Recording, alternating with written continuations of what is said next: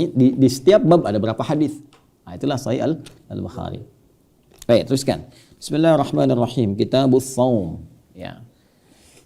Kitab yang membahas tentang segala hal yang terkait dengan saum. Wa qaulillahi ta'ala. Ya, adapun yang dimaksud dengan firman Allah Subhanahu wa taala. Ini sebelum kita sampai ke sini saya ingin terangkan dulu. Saya bacakan babnya dulu ya. Tadi kitabus shaum, kemudian satu bab wujubis shaumi Ramadan. Bab yang menerangkan tentang kewajiban puasa Ramadan atau siam Ramadan. Baik.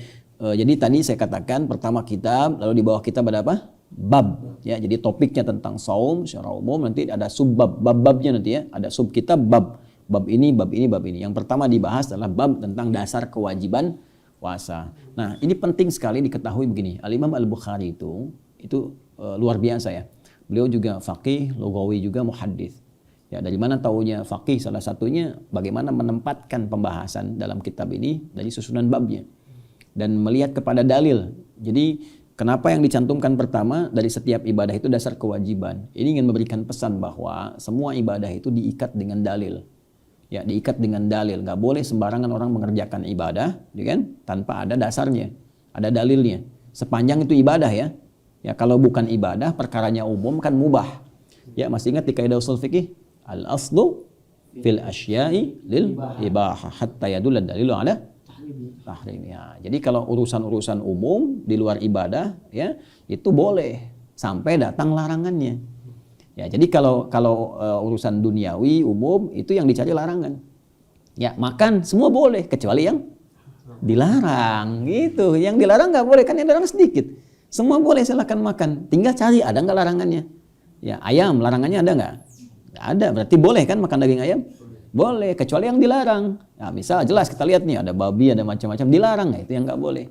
Nanti ujiannya banyak, ada ujian keimanan, ada penerangan tentang kesehatan, macam-macam.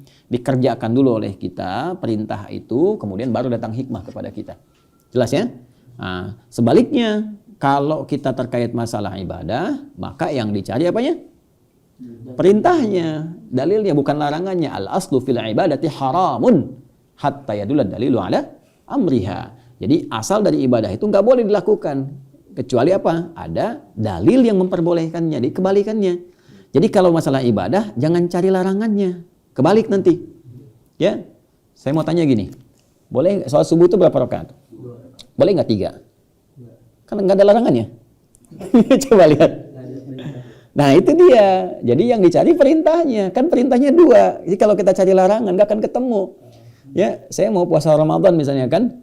Sampai puasanya selang-seling, ya kan? Sekarang puasa besok tidak gitu, mengikuti rumus puasa Daud gitu kan? Boleh nggak? Nggak boleh kan, nggak ada larangannya. Ya, karena yang dicari apa? Perintahnya. Paham sekarang ya? Paham. Nah demikianlah Al-Imam Al-Bukhari memberikan gambaran kepada kita sepanjang terkait dengan ibadah. Ingat ya, rumusnya ibadah. Jadi kalau bukan terkait dengan ibadah, itu sifatnya bukan dicari apanya? Bukan perintah, tapi apa? Larangannya. Jelas sampai sini? Baik. Nanti ini penting untuk dikaji. Nanti kalau sudah masuk ke bahasan fikih, nanti kita akan belajar ya. Masalah-masalah fikih, turunan-turunan fikih, qawaid fikihnya, sampai nanti memadukan antara persoalan urf, ya adat dengan tradisi dengan syariat. Ya nanti ini muncul istilah yang sensitif, kita mesti tahu itu. Ya khususnya masalah sunnah, bid'ah, nanti kadang-kadang orang jadi salah paham juga. Ya apa yang disebut dengan ibadah, yang kemudian ada 4 pokok ke bawahnya itu, ya. Ada dalil, ada contoh, ada dalil contohnya sementara, ada dalil contohnya samar atau bahkan nggak ada gitu kan. Ada yang dalilnya kelihatan samar, apalagi contohnya. Nah itu semua masih dalam konteks yang dibenarkan sebagai hal yang boleh diikuti dalam konteks ibadah. Nanti contohnya banyak. Ya seperti sholat, dalil dengan contohnya ada. Ya kan? Kemudian kunut, dalil contohnya sementara. Kemudian ada dalilnya contohnya misalnya samar atau tidak langsung. Apa diantaranya misalnya? Zakat misalnya, zakat fitri. Zakat fitri kan contohnya apa? Contohnya pakai gandum, pakai kurma kan? Nggak ada contoh pakai beras kan? Berarti dalilnya ada, tapi contohnya kan spesifik kan? Menggunakan kurma atau gandum. Sedangkan menggunakan beras itu nggak ada dalilnya. Samar bahkan, nggak ada contohnya. Ya, bukan nggak ada dalil, nggak ada contohnya. Samar. Maka digunakanlah metode kias di sini, analogi.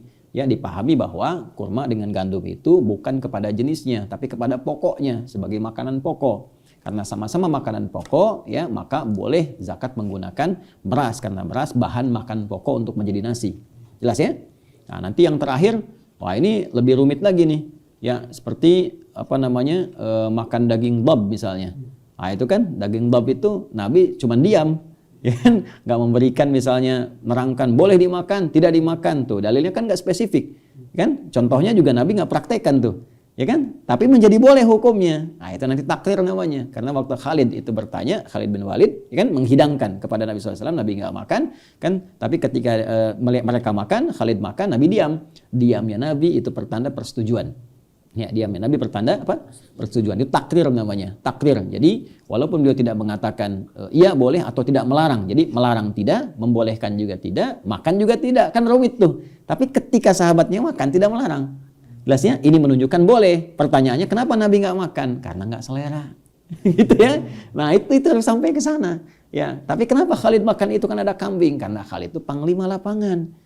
Nggak semua di lapangan ketika ada operasi militer misalnya, sedang perang ada militer, tiba-tiba ada kambing guling gitu kan.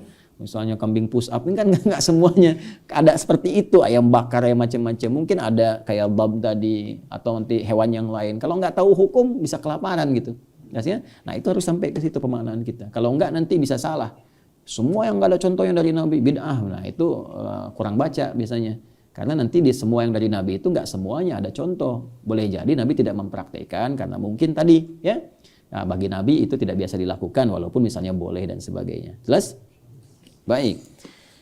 Bismillahirrahmanirrahim. Teruskan bab wujubi shaumi Ramadan. Bab yang menerangkan tentang kewajiban puasa Ramadan. Ini menandakan bahwa semua terkait ibadah apalagi puasa Ramadan pun mesti ada dalil. Apa dalil yang mewajibkannya sampai itu harus kita lakukan?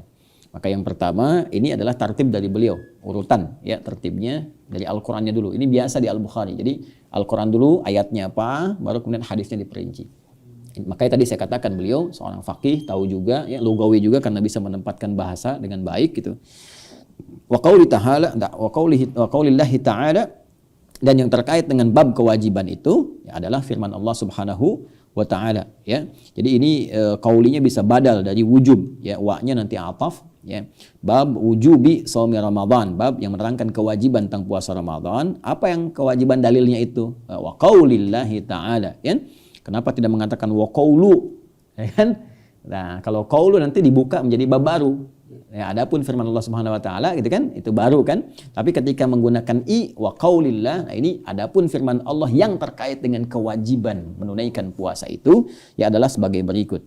A'udzubillahi minasyaitonirrajim. Bismillahirrahmanirrahim. Ya ayyuhalladzina amanu kutiba alaikumussyam kama kutiba alal ladzina min qablikum la'allakum tattaqun. Itu di Al-Baqarah ayat 183. Jadi ini bagian pertama Al-Imam Al-Bukhari mengajarkan kepada kita bahwa dalam setiap ibadah tuntunan syariat mesti berpatokan kepada apa? Dalil. Dan pokok dalil pertama, walaupun beliau ahli hadis, pengumpul hadis, maka adab dipelihara. Tetap didahulukan apa? Al-Quran. Karena Al-Quran pokoknya dan fungsi Rasulullah SAW adalah sebagai penjelas ya Al-Quran.